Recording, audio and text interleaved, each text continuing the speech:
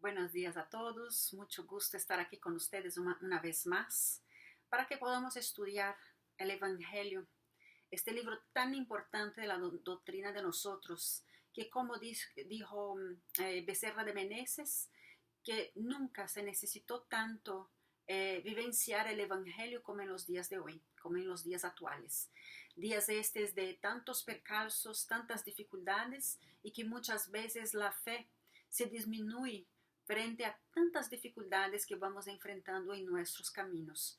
Entonces es necesario que podamos a cada día traer este libro para más próximo de nuestras vidas, que podamos leyendo colocar en práctica eso que nos he pedido ahí y que seamos capaces de en cada capítulo comprender qué es que falta para nosotros para podermos poner en práctica aquí lo que el Evangelio nos comenta en el capítulo en cuestión.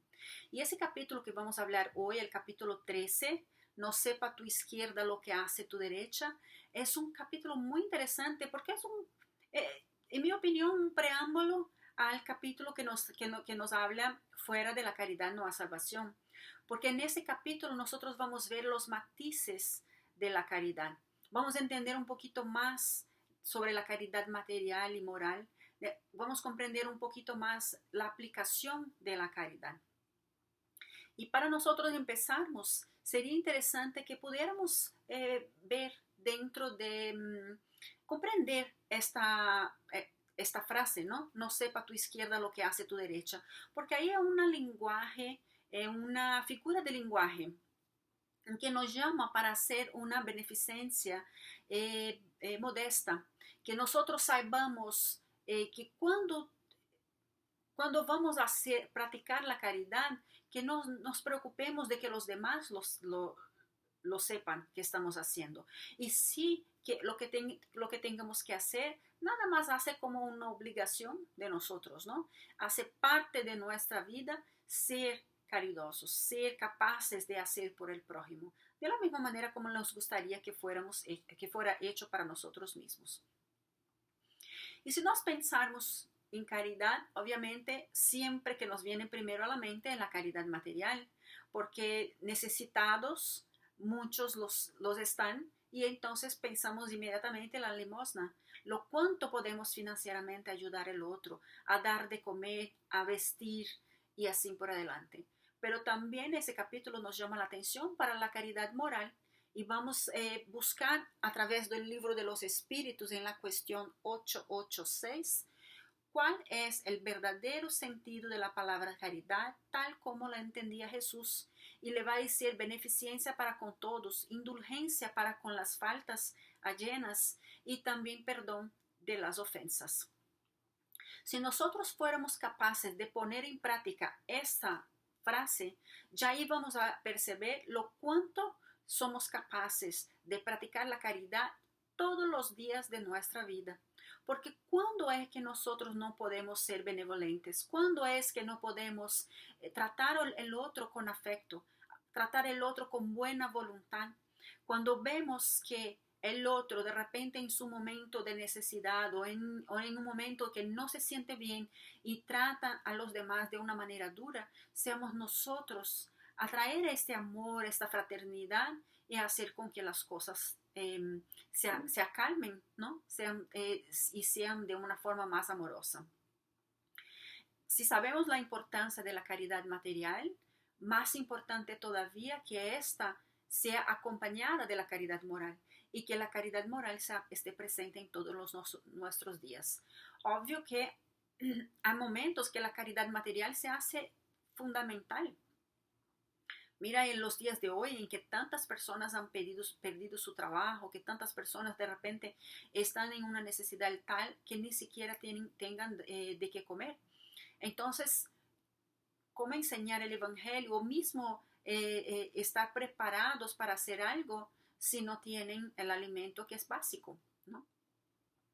Entonces no es disminuyendo la importancia de la caridad material, pero es que junto a la caridad material hay que venir también esa caridad moral, porque es la caridad moral que hace con que uno, haciendo bien, ayudando al prójimo, haciendo el bien al prójimo, no le impone una necesidad de, primero, agradecimientos, segundo, de exponerse a una humillación, porque aquel que da, que hace la caridad y junto a ella, a la caridad material, viene acompañado la caridad moral, la hace con amor, con cariño, eh, estando consciente de la situación de vulnerabilidad que el otro se encuentra en este momento y que por tanto esta caridad debe ser hecha de una manera modesta, de una manera a no hacer con que el otro sea puesto, ¿no? De una manera que todos vean de su vulnerabilidad, de su momento de necesidad. Entonces, este capítulo él va a nos hablar de hacer bien sin ostentación, o sea, procurar hacer la caridad siempre de una manera modesta, de una manera tal que el otro no se sienta humillado. Y dice el Evangelio, mirad que no hagáis vuestra justicia delante de los hombres para ser vistos de ellos. De otra manera, no tendréis galardón de vuestro Padre que está en los cielos. Y así, cuando haces limosna, no hagas tocar la trompeta delante de ti, como los hipócritas hacen en las sinagogas y en las calles para ser honrados de los hombres. En verdad os digo, recibieron su galardón. Mas tú, cuando haces limosna, no sepa tu izquierda lo que hace la derecha, para que tu limosna sea en oculto, y tu Padre que ve en lo oculto te premiará. O sea, nunca es entre nosotros y el prójimo, es siempre entre nosotros y Dios. No importa que nadie lo sepa, y a veces no es importante que nosotros mismos nos demos cuenta, ¿no? El importante es que Dios ve que va dentro del corazón de cada uno de nosotros. Entonces, hacer la caridad de una manera más amorosa y fraterna, esta es la verdadera caridad, porque puede venir material, pero sin duda viene también acompañada de la caridad moral. Y la caridad moral es mucho más importante, no desmereciendo una vez más la caridad material, pero mucho más importante porque cuántas veces que encontramos personas en nuestro camino que están necesitadas de un oído para que las escuche. Una persona que quizá solamente sabe reclamar, solamente sabe hacer los complaints, ¿no? Más que no tiene más con quién decirlos, y amargurada con su vida, no sabiendo comprender las necesidades y las enseñanzas que la vida trae, pónese a llorar en desesperación, a reclamar. Y a veces es importante dejar a esta persona hablar primero, antes de darle alguna palabra amiga, alguna palabra más positiva que pueda, siendo comprendida primeramente, puede entonces ver las cosas, quién sabe, con un poquito más de esperanza. Pero si no damos el oído, si no damos la oportunidad que el otro hable primero y desahogue un poquito esa amargura de su corazón, no va a escuchar nada. Es como aquel que es hambriento, que no teniendo nada que comer, que el otro quiere darle el evangelio antes de la comida. No, pero si le doy la comida primero, él se va y no va a escuchar el evangelio. Bueno, no lo escuchará de cualquier manera antes tampoco. Entonces, necesario se hace pensar primeramente lo que es el que el otro necesita, lo que es que el otro en ese momento necesita más urgentemente, y saber comprender y saber donar de uno mismo eso que el otro quiere, que el otro necesita. Sea la limosna, sea la atención, sea el cariño, sea la fraternidad. Lo que es más importante a este individuo en este momento es por dónde nosotros debemos de empezar con la caridad. Porque lo que nosotros creemos que es bueno para el otro, no necesariamente lo va a hacer, ¿no? Y hay un factor interesante aquí, en que cuando el capítulo nos dice no sepa tu izquierda lo que hace tu derecha, para aquellos que conocen el palestrante Simão Pedro, un palestrante brasileño, él dice que él no sabe lo que hace, que tu mano izquierda no sabe lo que hace la derecha, es mucho más de que el otro no sabe lo que nosotros estamos haciendo. Y también ni siquiera nosotros mismos estamos conscientes de esta caridad, porque si fuera diferente sería que no sepa la mano izquierda de tu vecino lo que tu mano derecha hace. Interesante eso, porque él dice que vamos a estar totalmente comprendidos de lo que es la caridad en el día que, siendo capaces de hacer la caridad, ni siquiera vamos a dar cuenta de eso, de que vamos a hacer el bien al prójimo y considerar eso como parte integrante del día de uno, como una obligación, como algo que uno tiene placer en hacerlo, que tiene buena voluntad, que tiene beneficencia, ¿no? Como dice allá en el libro de los Espíritus en la cuestión 866. Y si pensamos así, qué interesante, porque cuando nosotros tenemos una persona que nos gusta mucho, que tenemos mucho amor, no queremos hacer cosas para que esta persona esté feliz, esté bien. Entonces así también, quién sabe, un día seremos capaces de hacer incluso con aquellos que no conocemos.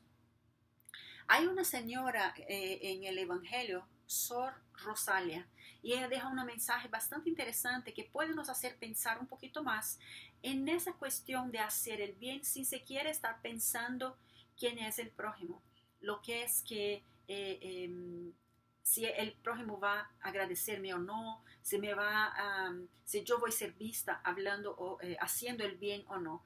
Ella dice, amad pues a vuestro prójimo, amadle como a vosotros mismos, porque ahora ya lo sabéis. Ese desgraciado que rechazáis, quizás es un hermano, un padre, un amigo que rechazáis lejos de vosotros. Y entonces, ¿cuál será vuestra desesperación a reconocerle en el mundo de los espíritus? Deseo que comprendáis bien lo que puede ser la caridad moral, la que todos pueden practicar, la que no cuesta nada material y sin embargo la que es más difícil de poner en práctica. Si paramos para pensar un poquito la primera parte, ¿no? Quizás sea un hermano, quizás sea un padre. Nosotros sabemos que estamos aquí en diversas reencarnaciones hasta que podamos aprender suficiente para ya no necesitarnos reencarnar, ¿no? Y ¿cómo vamos a ver si aquel que está ahí pidiendo por ayuda no es de un hermano de nosotros de otra encarnación, no es alguien conocido de nosotros que está allí esperando por la caridad de nosotros? Qué vergüenza cuando llegamos al otro lado y darnos cuenta de que deberíamos ter ayudado a este hermano y no lo hicimos, sea porque sea la razón, porque en ese entonces el saber que no ayudamos va a ser más importante de que la disculpa que vamos a dar del por qué no hicimos. De paso, hay una historia bastante interesante en uno de los libros de André Luis, si no me equivoco, Os Mensajeros, en que un espíritu se viene a reencarnarse, ¿no? Pero fue muy bien preparado en el mundo espiritual. Él y un grupo de amigos se reencarnarían en un pequeño pueblo en Brasil. Este señor, primeramente, iría a crecer en una familia espiritista, iría a aprender dentro de su centro espírita, para que más tarde pudiera, juntamente con esos otros hermanos que iban a venir más tarde, esos amigos espirituales, hacer un gran trabajo dentro de este centro espiritista. Resulta que el Señor veniendo se deja vencer por el deseo de poder, por el deseo del dinero, por la vida de los placeres. Y cuando llega su momento de recibir esos amigos espirituales, Él los rechaza, dejándolos en una miseria muy grande, sin recursos materiales ninguno, expulsándoles la mamá y ellos también de la casa. Y así que ellos se van a vivir en otra parte y Él, que debería no solamente recibirlos para que juntos pudieran entonces hacer ese trabajo dentro del centro espiritista. Él se afasta del centro espiritista, no ayuda a esos hermanos del cual había comprometido bastante en el plan espiritual, y imagínase cómo será para él cuando regrese, o cómo fue para él cuando regresó al plan espiritual. Entonces es algo que nos hace pensar, ¿no? Y sea un hermano, y sea un amigo ¿qué haría yo si yo supiera que esta persona que me está ahí pidiendo es de otra vida, un hermano, un amigo, un padre, una madre? Entonces quizá nosotros seríamos capaces de hacer diferente. Y quién sabe, no sería así que deberíamos pensar a cada uno que ven pedirnos algo, ¿no?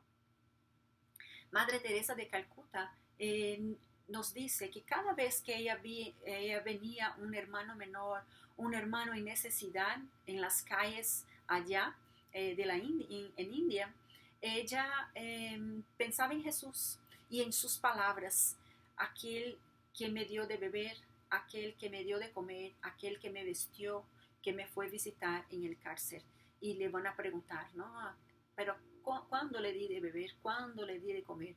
Y ella dijo que cada vez que le ayudaba a uno de esos hermanos, ella lo hacía como si ese hermano fuera Jesús, como si este hermano en necesidad fuera nuestro hermano mayor. Imagínense el amor con que ella hacía su trabajo, no solamente la parte material, pero todo su amor dentro de una caridad moral, ayudando a aquellos que estaban allí en necesidad.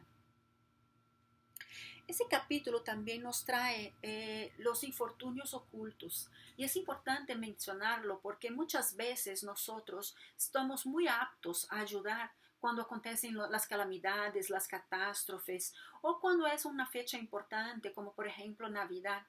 Estamos prontos a fornecer del bolsillo, a hacer alguna cosa, a ir hasta ahí y ayudar a alguien, llevar una comida, una ropa, un juguete, sea lo que fuera, estamos capacitados. Pero ¿por qué una vez o otra, muy a menudo? Pero aquel ayuda de del día a día, de cada momento en que uno está pasando de dificultad, ese es más difícil, porque entonces son todos los días.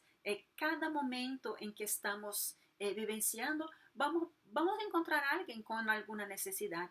Y ese diario, esa disciplina de hacer, de ayudar, de estar disponible para el prójimo, que nos hace tan difícil, ¿verdad?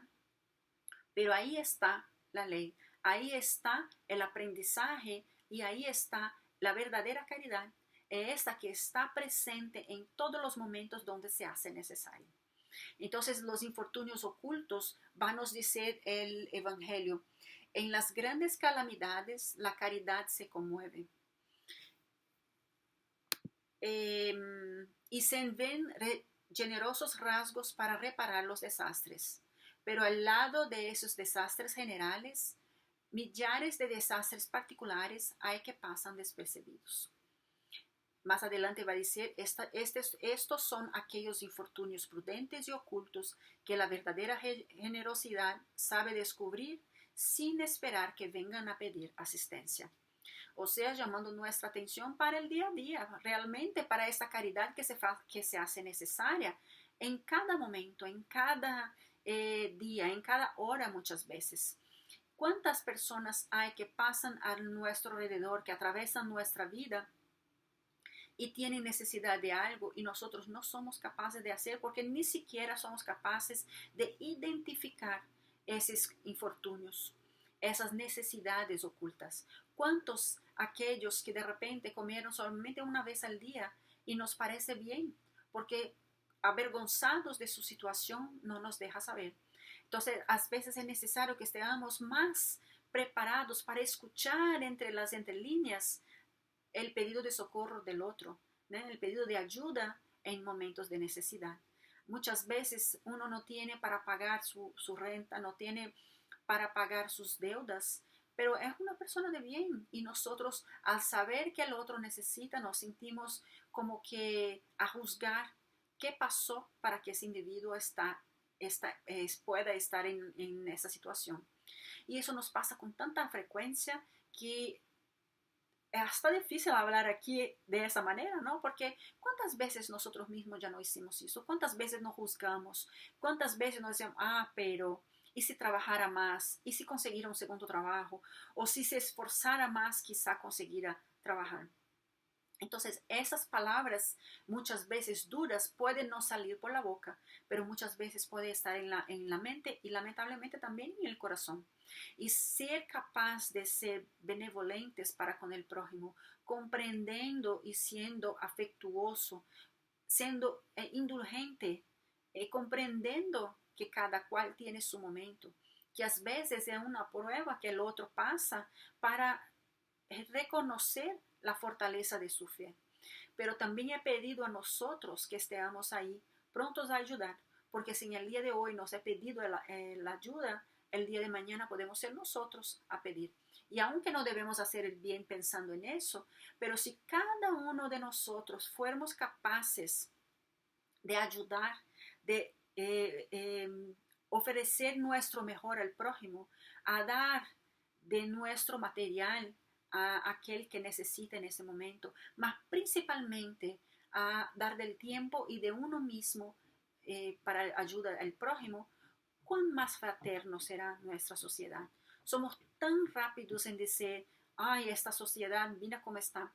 Pero nosotros hacemos parte de la sociedad. Si nosotros no hacemos nada, si nosotros no caminamos para esta ayuda, ese recurso, ¿cómo podemos culpar la sociedad en que vivimos? Somos nosotros mismos que hacemos la situación como estás y la práctica del evangelio es que va a hacer con que las cosas sean mejores. Es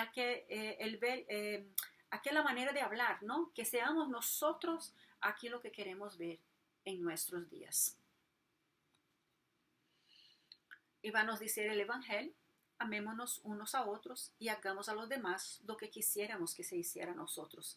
Porque si formos capaces de, primeramente, amarnos a nosotros mismos, porque si nosotros no estamos bien con nosotros mismos, ¿cómo vamos a estar con el prójimo, verdad? Pero si nosotros somos capaces de amar al otro de la misma manera como debemos amarnos, entonces vamos a hacer también a ellos de la misma forma que gustaríamos que nos fueran hecho. Y vamos a estar más pendientes de todo lo que es que yo necesitando ver que el otro también así lo necesita. Entonces hablamos de la necesidad de la caridad sin ostentación, o sea, no querer que el otro nos esté agradeciendo, ¿no? Por lo que estamos haciendo y no querer que los demás vean mi acción, porque eso sería poner en humillación a aquel que está recibiendo, dejarlo aún más vulnerable en el momento que está atravesando. Que podamos hacer esta caridad, este movimiento, esta acción en el bien, con amor, con fraternidad, con cariño, pensando que el otro, estando en su momento de necesidad, no necesita ser humillado, no necesita ya que sea expuesto sus necesidades, su sufrimiento, su vulnerabilidad. Y también hablamos de los infortunios ocultos, de esa necesidad que muchas veces a un primero mirar no está presente. Nosotros no lo vemos, pero que si fuéramos más fraternos, más amigos, podemos comprender la necesidad que el otro se encuentra. Si nos hiciéramos más compañeros, más fraternos, más hermanos, vamos a dar al otro la capacidad, la confianza de hablar de sus necesidades. Ahora, este capítulo también nos trae los beneficios pagos con la ingratitud. Y creo que eso es una parte importante de este capítulo, porque ¿cuántas veces nosotros hablamos, ay, pero la gente recibe y no sabe ni siquiera agradecer? O entonces recibe y mira, ya de vuelta están otra vez o no van a buscar trabajo si están recibiendo tanto. Y entonces esa preocupación de la manera que el otro va a reaccionar de nuestra caridad, de nuestra ayuda, no es válida. Otra vez nosotros ya decimos, ¿no? Entre nosotros y Dios, no entre nosotros y el otro. Un día va a llegar que este que está recibiendo y que tal vez sea ingrato, va a darse cuenta, y qué vergüenza, ¿no? Darse cuenta de que siendo ayudado no ha tenido su mejor manera de reaccionar. Entonces nosotros no debemos estar preocupados con esa parte, y sí preocupados que cuál es mi deber frente a mi hermano, a mis amigos, a mis vecinos, a los vecinos no tan cercanos, ¿no? ¿Cuál es mi obligación como, no solamente cristiana y espiritista, pero como hija de Dios, como hijos de Dios? ¿Cuál es mi deber para con mis hermanos en general? También va a hablar de la beneficencia exclusiva, porque cuántas veces que estando juntos nosotros solamente pensamos en nosotros mismos, en nuestra familia, en nuestros amigos, en nuestra comunidad, en nuestro centro espiritista. ¿Cuántas veces nosotros somos capaces, sí, de hacer muchísimo, pero solamente para esos pocos que están a nuestro alrededor, que nosotros conocemos, que hacen parte del grupo en que nosotros estamos metidos? Cuando la caridad debe ser a todos aquellos que necesitan. La caridad no se debe mirar a quién, ¿verdad? Si vemos a un hermano en necesidad, ¿qué importa si está en el vicio? ¿Qué importa si no está trabajando? Nosotros no sabemos la historia del otro. No sabemos de qué circunstancias llevaron a este compañero a estar ahí. Si no nos sentimos bien ayudando, bueno, no lo hagamos, pero tampoco que juzguemos a ese hermano que está ahí, porque no sabemos qué caminos ha trillado ese hermano y qué necesita él de verdad. Entonces, si nosotros estamos en capacidad de ayudar, que lo hagamos, que lo podamos hacer, porque esto es pedido de nosotros. El Evangelio mismo nos dice que muchas veces la falta del bien ya es por sí mismo un mal, porque si no hacemos nada, ¿qué mal puede venir de esta falta de acción? ¿No? Entonces, que seamos capaces de mirar esa práctica de la caridad que el Evangelio nos trae en esa enseñanza del día de hoy, y cómo nos podemos aplicarla en el día a día. Es a través de la vivencia que nosotros dejamos el Evangelio en exposición.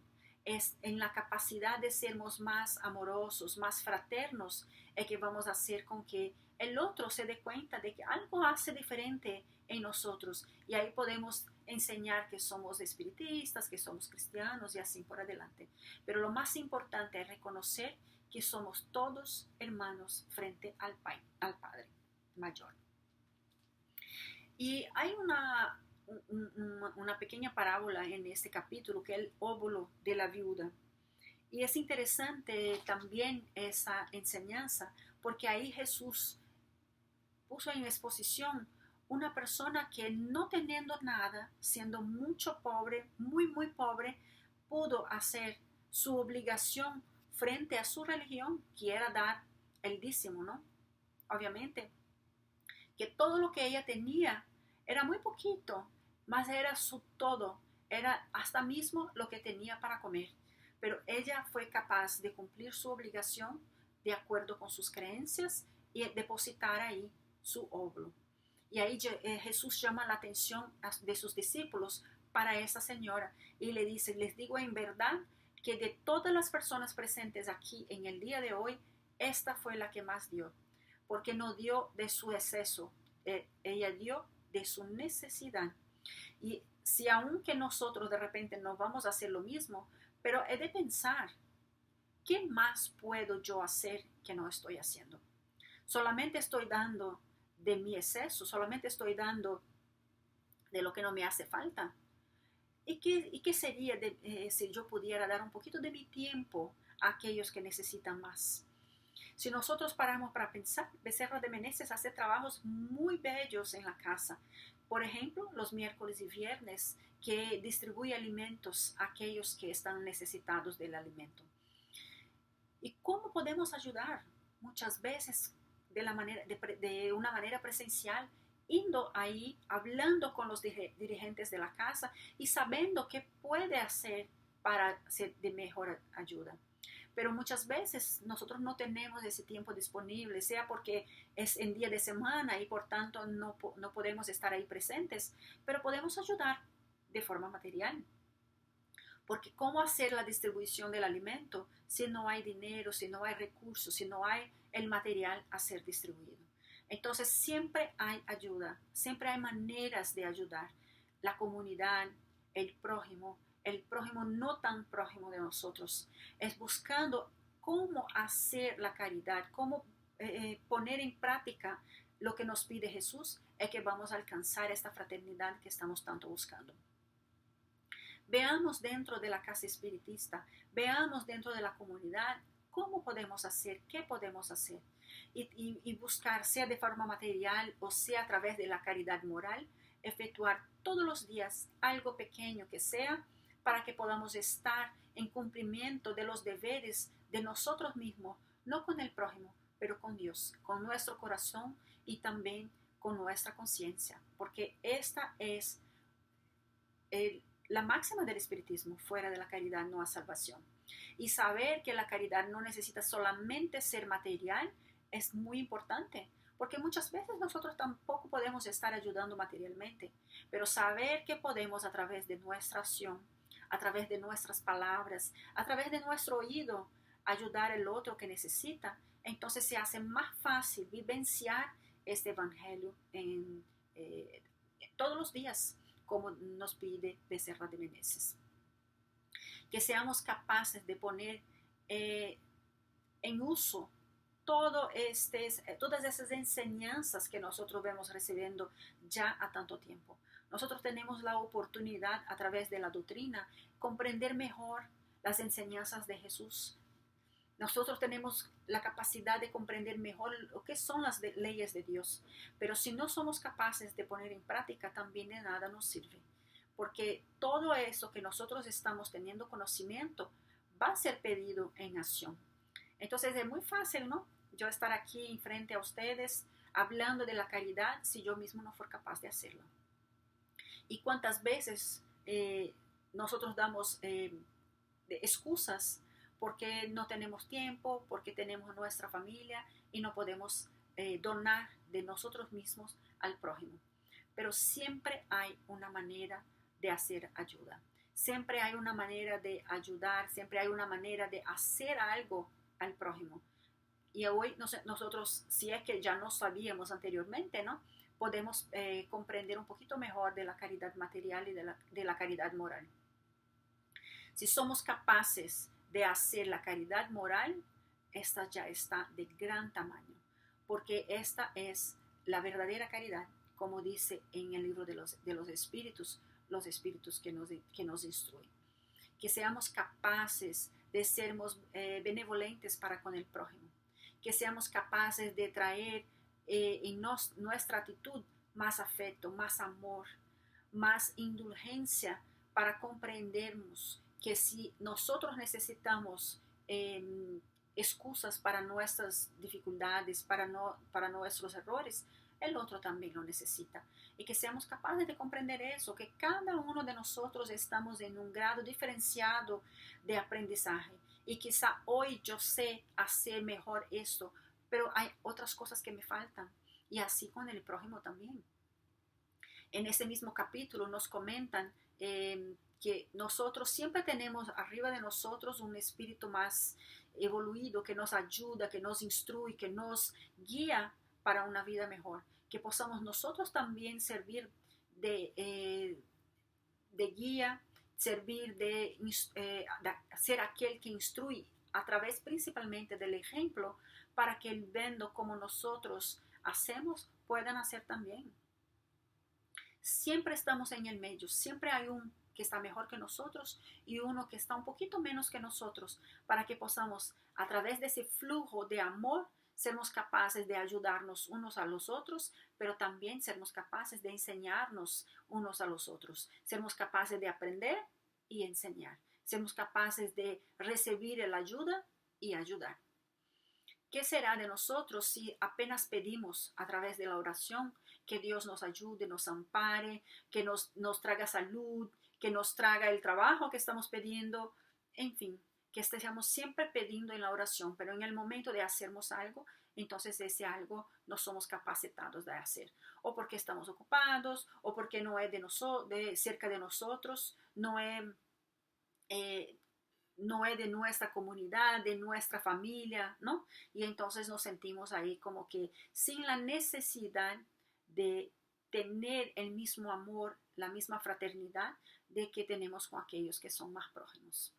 Y no en tanto vemos tanto esos espíritus más adelantados que nosotros, nos trayendo ejemplos como Madre Teresa de Calcuta, en Brasil la hermana Dulce, Chico Xavier, el propio Divaldo Franco en su Mansión de Camino, ¿no? Que ayuda a más de 600 familias. Tanto cuanto, por ejemplo, Becerra de Venecia, ustedes en este grupo que está ahí siempre dispuesto a ayudar a aquellos que están necesitando. Vamos a estar más presentes en esos trabajos de ayuda, vamos a estar más presentes uno con los otros.